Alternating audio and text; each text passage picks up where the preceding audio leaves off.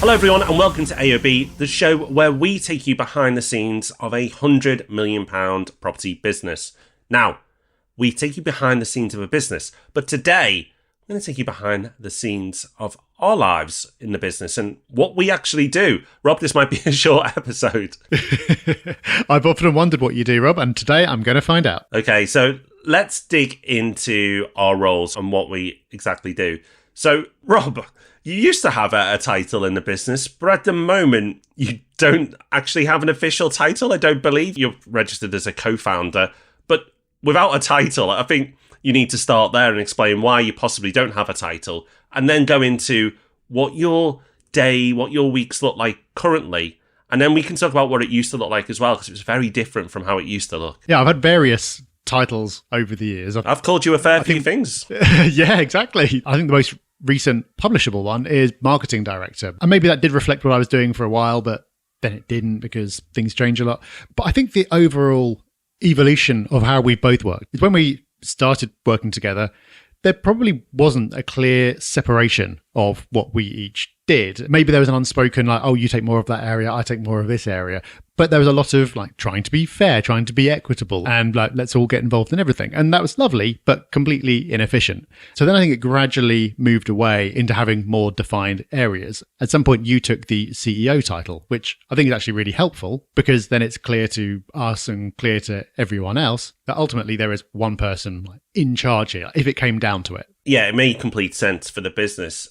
But even if I'd offered you the CEO role, Rob, and said, I'm going to do something else, I don't think you would have taken it. No. Maybe you would have at the time, but I think you would have stepped back by now, because I think it's fair to say the role of a CEO and the things the CEO has to do are not the things that you love to do. No, absolutely not. I hope I would have been self-aware enough not to take it at the time, because once you had taken that title, frankly, my life got better because there were more things that I didn't have to get involved in. And they were all things that I probably was involved in because both felt like I should be because we were both kind of in charge, but really I didn't want to be involved in them. I didn't add that much value.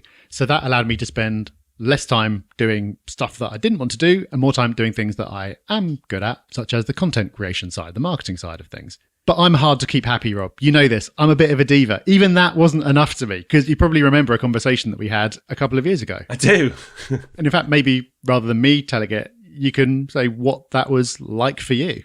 Well, it was when the business was in a more challenged period, let's put it that way. And a lot of growth was happening, but also a lot of things were going wrong. And while you were doing the things that you enjoyed doing, you'd also got dragged back in to be doing a lot of things that you didn't like doing. So it wasn't that perfect utopia. You weren't quite where you wanted to be. You are now, but I think it's because you had the bravery to have this conversation. I didn't appreciate it at the time because I was stressed and I was up to my neck in like problems and work and everything else. But you said that you can't carry on as you are and you need to dramatically change your situation. You actually came to me more than once on this. You said it the first time, and I think we made progress to that place, but it wasn't enough.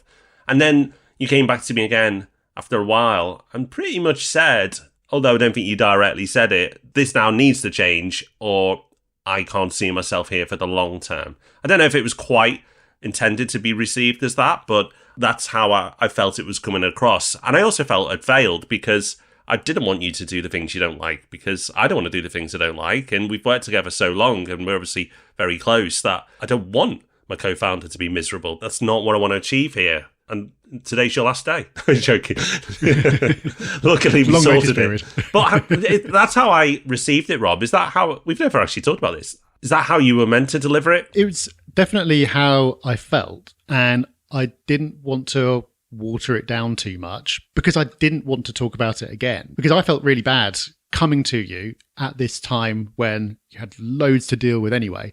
You weren't living your dream life at that point. So I felt really bad about coming and going, oh, me, this isn't working for me. But I still felt like I had to, because this is about a year and a half ago now, because it was after Christmas. And the trigger for me was like, it'd been hard for like 6 months or whatever. And you're kind of in the day-to-day you were there and it's hard and you're not really enjoying it, but you're just getting through it because you're in that rhythm. But then the trigger was like all over the Christmas break. I was like, I don't want to go back.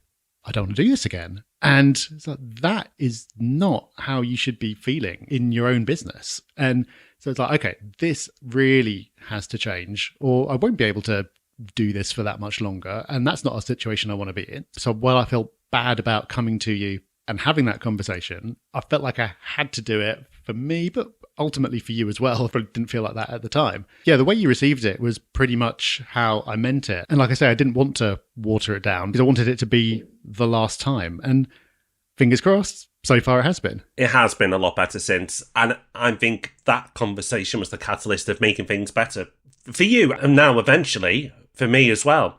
But I think it's important to get across to people listening. It wasn't like you'd had a bad week and you were being a diva. It was a long build up to this place. And while I was shocked initially, after some very quick reflection, I wasn't shocked because I could understand how you got to that place.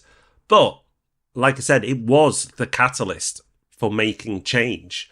Because obviously you're not too bad, Rob. So I wanted to keep you happy and keep you motivated. So I wanted to make those changes quickly for you.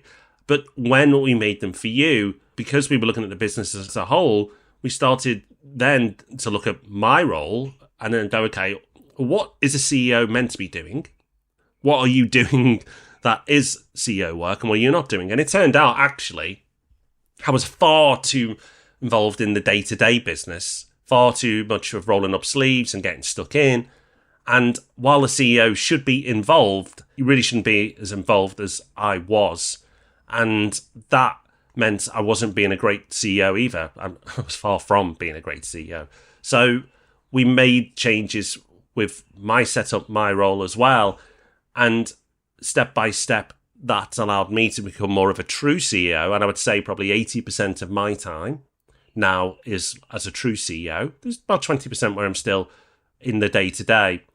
And that's because we made a conscious effort first to change your situation and then change mine. A real game changer for me of being able to accelerate this was promoting Tracy in our business to MD.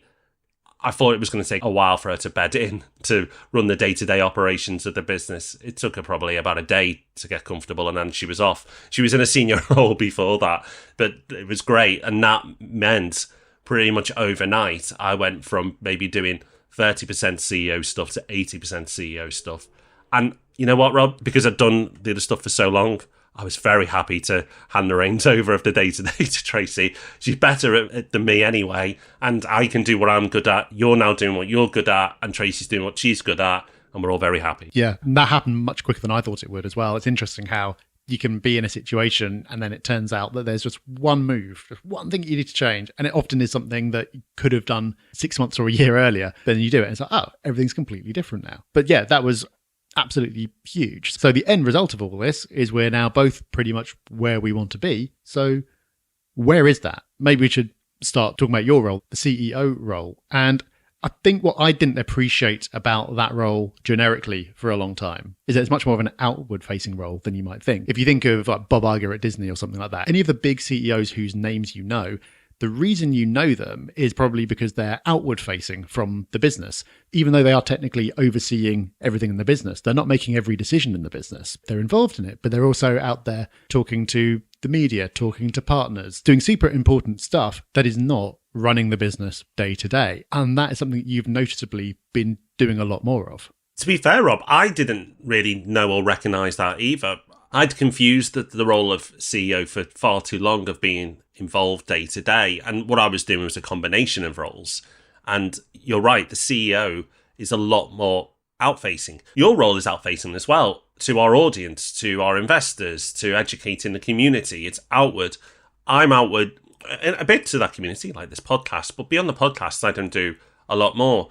But I'm in our industry, the outward one of the two of us. So whereas all the investors will know you well and me a bit, in the business side of things, it's the other way around. They'll know me well and you a bit. And that division of labour is really powerful because we're both good at doing the outward stuff, but by putting us in different areas and different directions, it's proved really useful.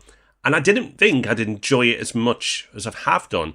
I've really, really enjoyed putting myself out there, building that network up, not just within industry, but out of industry as well. And it's helped me be a better CEO day to day because I'm able to see what the best looks like and bring that back to our business. Because the CEO's job really is defining the vision and driving people towards it. That's really the role of the CEO. And I'd say I'm pretty good at that. What I was average at best at is making sure we deliver it. And I'm probably being generous at the average at best. But I am very comfortable at saying, here's where we need to get to, and coming up with ideas or initiatives to help us get to that place. And then speaking to people in our network, whether industry or out of our industry, to see what best looks like of these things that we want to do.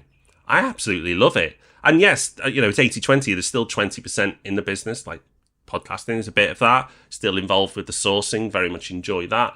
But most of it, now I've stepped away, and I can't believe how quickly it's happened, but I'm really enjoying my role. I love my role. And most importantly, I think I'm enjoying it because I can see that I'm making a difference. You enjoy something when you're good at it. And it's far more enjoyable doing things that you are naturally good at than struggling along with things that you're average-ish at. That's it. I think when you're doing something that you're really great at, it kind of looks like magic to other people. And that's the ideal situation to be in, because if you have the ability to do that, it's like it's in flow for you. It feels easy to you. You're seeing the results. It's going to feel good. We were at an industry event together last week, and that was your world rather than mine. So I got to see you operating in your world. And I was like, whoa, you're really good at this. So you're doing what you're best at. You're going to enjoy doing what you're best at. And just one conversation. And I could see from being that event and just watching that one conversation held in the right way could make a bigger difference to the business than any number of hundreds of hours, like in the weeds, in the day to day, trying to make things happen. And that's the power of having the right person in the right role, I suppose. So, Rob, I'm conscious that you've still not given me a job title. So you're really trying to pin me down. Like, yeah. Do you actually do anything? What do you do? And everyone else listening, who's observant at least anyway, is thinking, hey there, Rob, you still not said what your job title is. We get the sense of what you do. If you had to give yourself a title, what would it be? Sometimes titles are not that important, but I think it's useful to help other people understand what you do.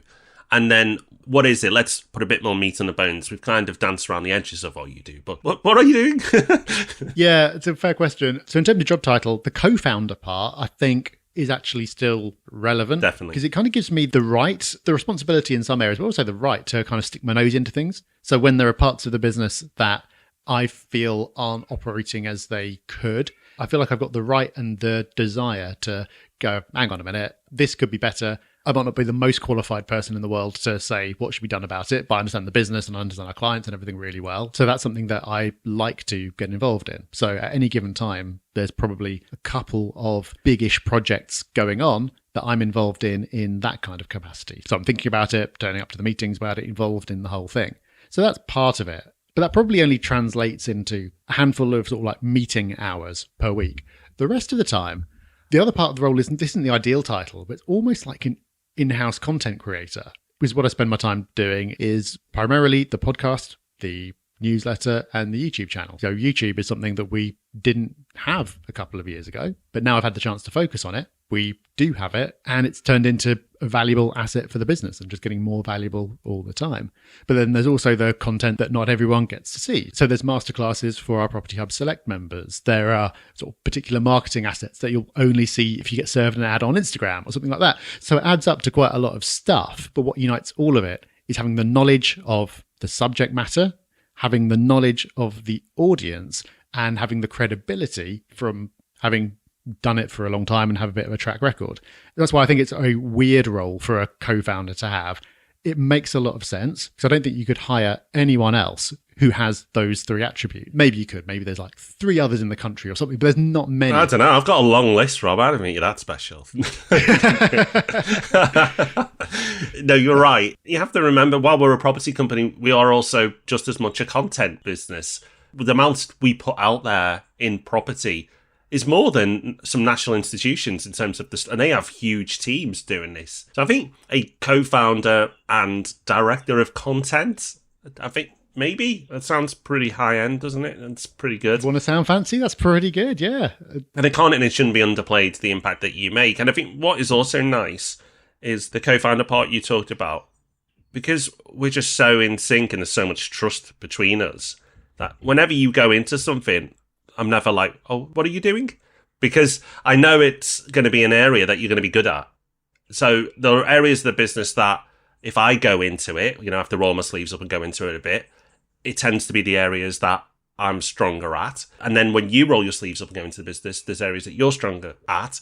And there's never that ego off in terms of, what are you doing in this patch or why are you there? It's just nice. It just seems always to be, and it always has been, like in a flow state. There's never that butting of heads or why are you getting involved. In fact, there's always like gratitude when either or get involved because we know we'll both come at it from a different way and hopefully both add something. Yeah, we just both ultimately want what's best for the business. And finally, after however many years, 11 or something, we're in a position where I think you'd struggle to find someone who can do what I do for the business, and you'd definitely struggle to find someone who could do what you do for the business. And that's probably quite a good way of looking at it. If you could easily hire a replacement for yourself, then you're probably not doing what you should be doing. And in the past, that has been the case for both of us, but it's not anymore. So long may it continue, and hopefully we'll never have to have another one of those awkward conversations again. Yeah, absolutely. And let's keep that respect.